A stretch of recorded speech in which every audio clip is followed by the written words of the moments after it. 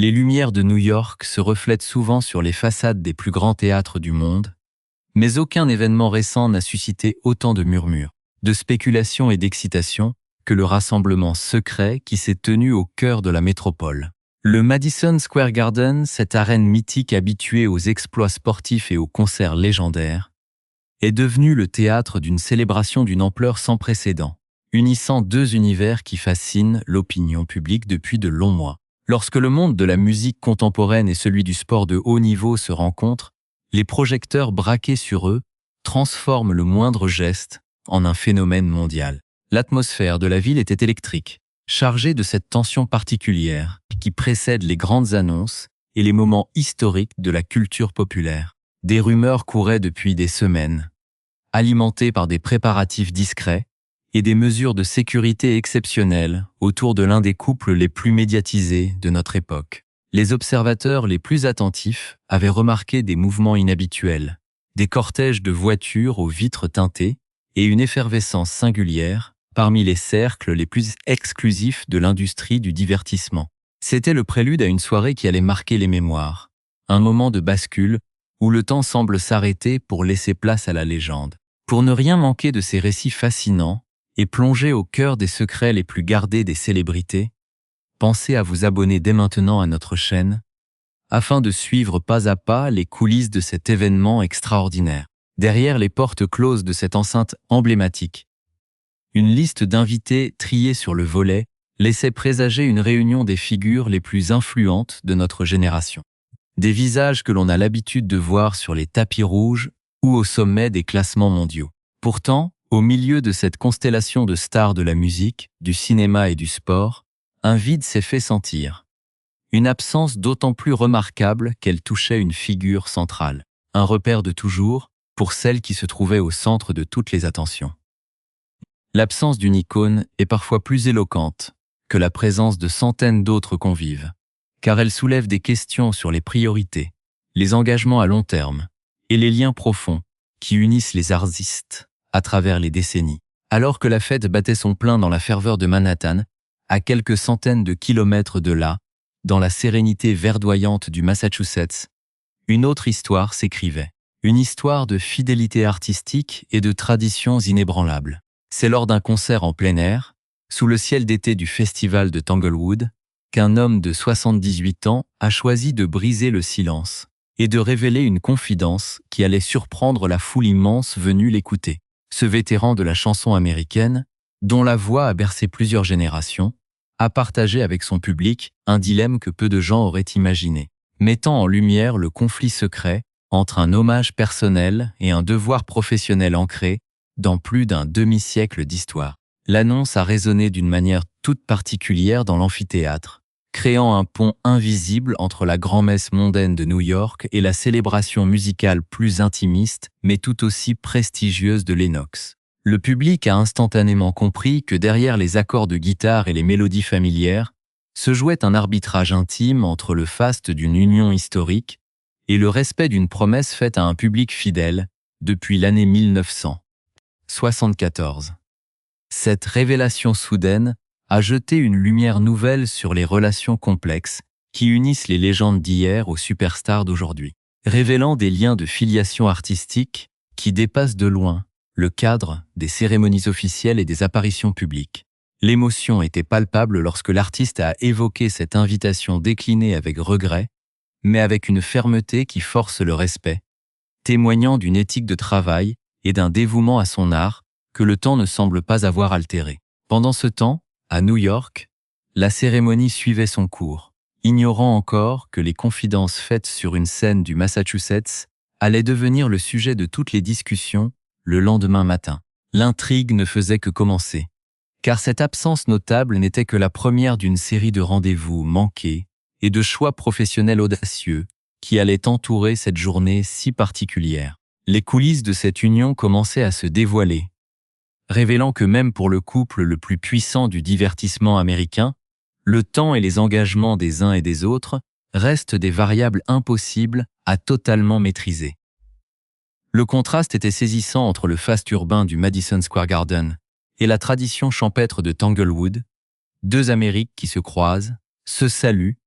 et se respectent à travers le choix de leurs icônes respectives. Cette dualité apporte une profondeur inattendue à un événement que beaucoup considéraient simplement comme un sommet de la culture de masse, montrant que les racines de la musique populaire sont parfois plus profondes et plus impérieuses que les appels de la célébrité instantanée.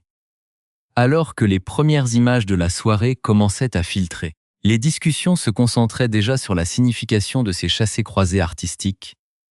et sur les raisons profondes qui poussent un monument de la musique à privilégier une scène estivale plutôt que le mariage de l'année. Les détails de cette connexion manquée allaient bientôt remonter à la surface, révélant une histoire intime qui lie ses protagonistes depuis bien avant que la mariée actuelle ne connaisse ses premiers succès planétaires. C'est cette trame de fond, faite de respect mutuel, d'hommages discrets et de coïncidences temporelles, qui donne à cette affaire une résonance unique, transformant un simple fait divers de la chronique mondaine en une réflexion plus large sur la transmission artistique et la valeur des traditions. Les éléments se mettaient en place pour une suite de révélations qui allaient éclairer d'un jour nouveau les choix de chacun, montrant que derrière le glamour et les paillettes se cachent souvent des histoires de vie, des promesses de jeunesse et des trajectoires professionnelles croisées qui s'étendent sur plusieurs décennies, au cœur de l'effervescence de Manhattan, alors que le Madison Square Garden vibrait au rythme des festivités unissant Taylor Swift et Travis Kelce. Le grand mystère des invitations et des absences commençait à livrer ses premiers secrets, augmentant d'un cran la tension médiatique. La révélation faite par James Taylor sur la scène de Tanglewood n'était en effet que la partie émergée d'un immense réseau de correspondances, de choix cornéliens et de rendez-vous manqués qui ont marqué les coulisses de ce mariage hors norme. Le vénérable auteur-compositeur-interprète de 78 ans a expliqué à son public, avec une sincérité désarmante, que son épouse Kim et lui-même avaient bel et bien reçu le précieux carton d'invitation pour cette cérémonie historique à New York. Cependant, la loyauté de l'artiste envers son public et envers une tradition vieille de 52 ans a pesé plus lourd dans la balance que l'éclat des projecteurs new-yorkais, car rompre une série de concerts ininterrompus entamés en l'an 1974 était tout simplement impensable pour cette légende de la chanson. Malgré ce refus dicté par le devoir professionnel,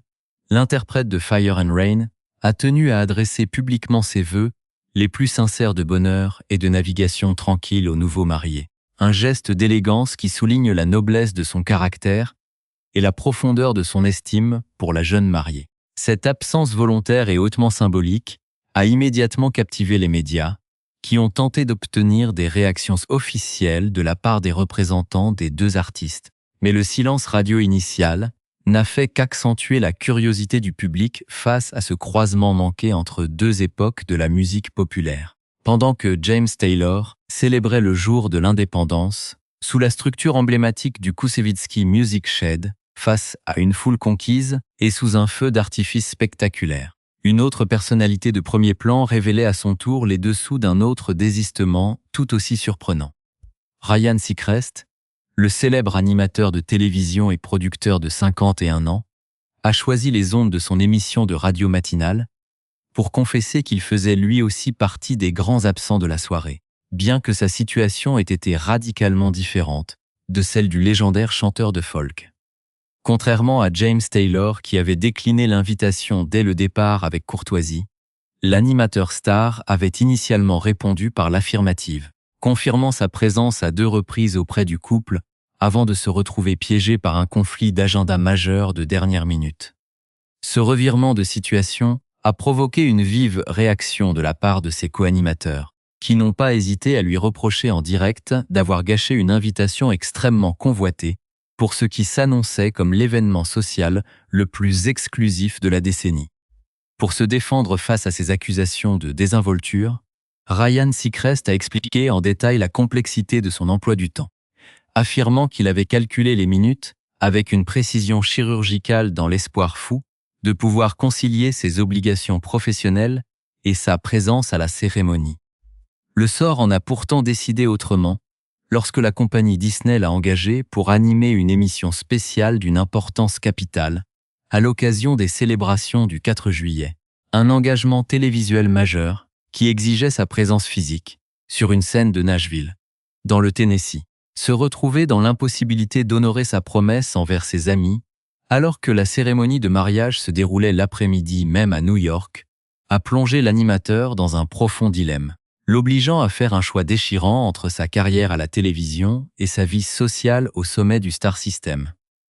Pour ajouter une couche supplémentaire de tension et d'ironie à cette histoire, le producteur a raconté une anecdote savoureuse concernant une rencontre fortuite qu'il avait eue avec le couple quelques semaines seulement après avoir envoyé sa confirmation positive. Les 3 célébrités s'étaient retrouvées par le plus pur des hasards dans un restaurant,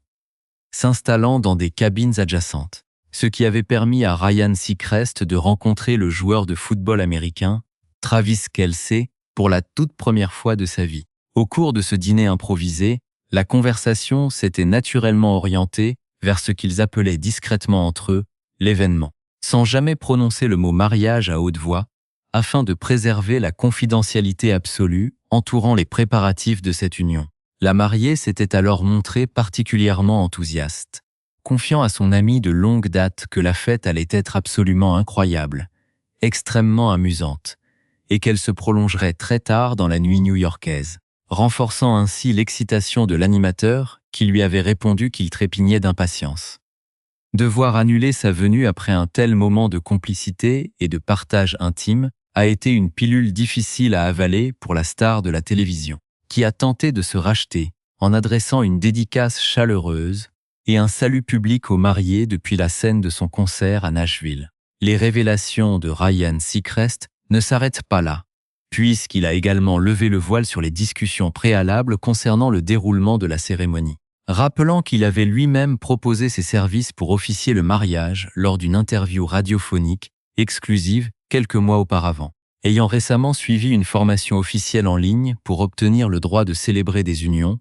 Il avait proposé sa candidature avec humour et insistance. Mais le couple avait finalement choisi de confier ce rôle hautement symbolique à une autre immense vedette de l'industrie du cinéma, le comédien Adam Sandler. Tous ces détails croustillants, ces rendez-vous manqués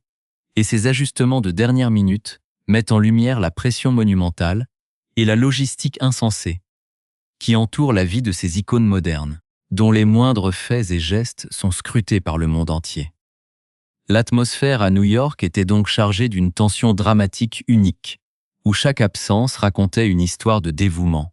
de choix de carrière ou de promesses brisées, transformant les coulisses de ce mariage au Madison Square Garden en un véritable feuilleton hollywoodien. Le public, suspendu aux lèvres des animateurs et des journalistes,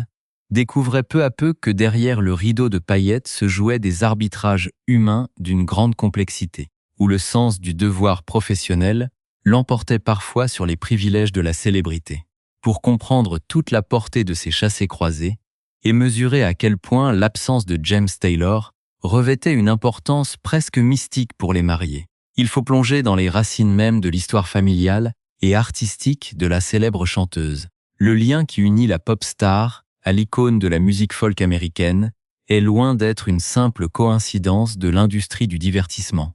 puisqu'il remonte à une époque bien antérieure à la naissance même de l'artiste. Ce sont les parents de la chanteuse, fervents admirateurs de la poésie et des mélodies de James Taylor, qui ont choisi de donner son prénom à leur future fille dans l'espoir secret qu'elle hérite de sa sensibilité musicale et de son talent brut,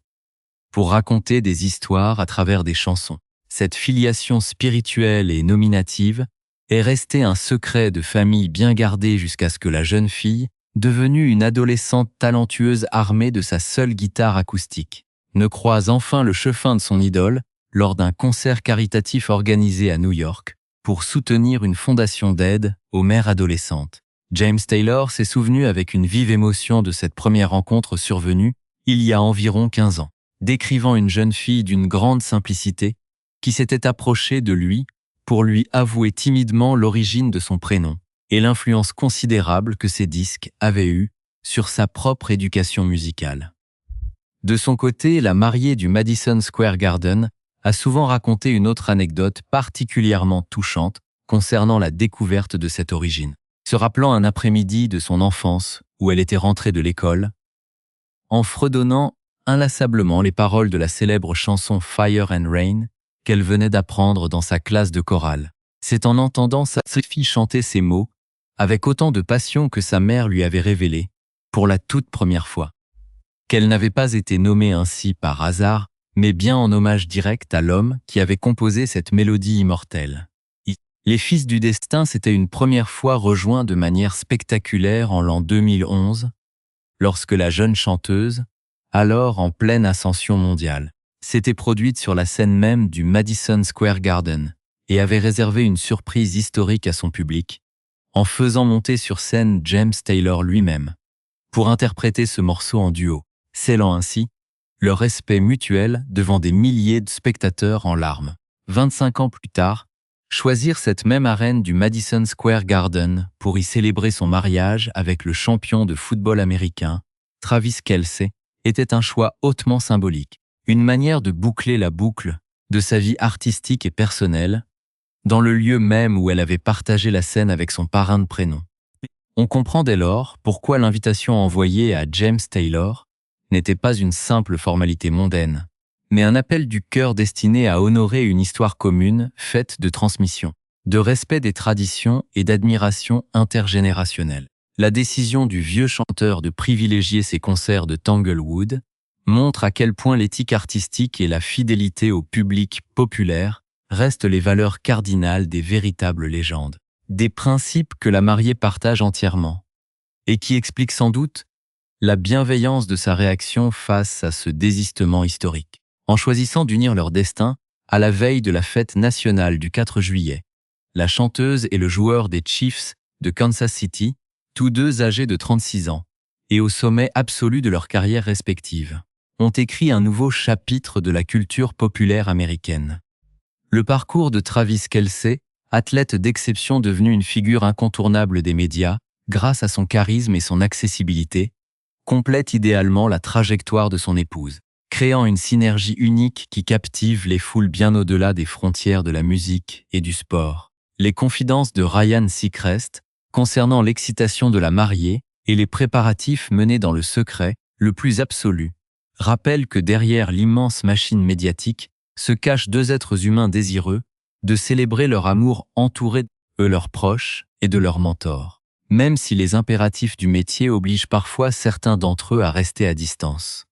Cette grande célébration de Manhattan, malgré les absences notables de James Taylor ou de l'animateur d'American Idol, restera gravée dans les annales comme le moment où la modernité du divertissement a rendu un hommage discret mais vibrant aux traditions qui l'ont vu naître. L'histoire de ce mariage ne se résume pas à un défilé de célébrités sous les projecteurs d'une arène mythique. Elle témoigne de la permanence des liens artistiques, de la valeur des promesses de jeunesse et de la manière dont les grandes icônes de notre temps continuent de s'inspirer des géants qui les ont précédés sur la route de la gloire. Alors que la nuit tombait sur New York et que les derniers invités quittaient le Madison Square Garden, les échos de la guitare de James Taylor résonnaient encore dans l'esprit de celle qui porte son nom, unissant pour toujours le faste de Manhattan à la douceur éternelle des collines du Massachusetts.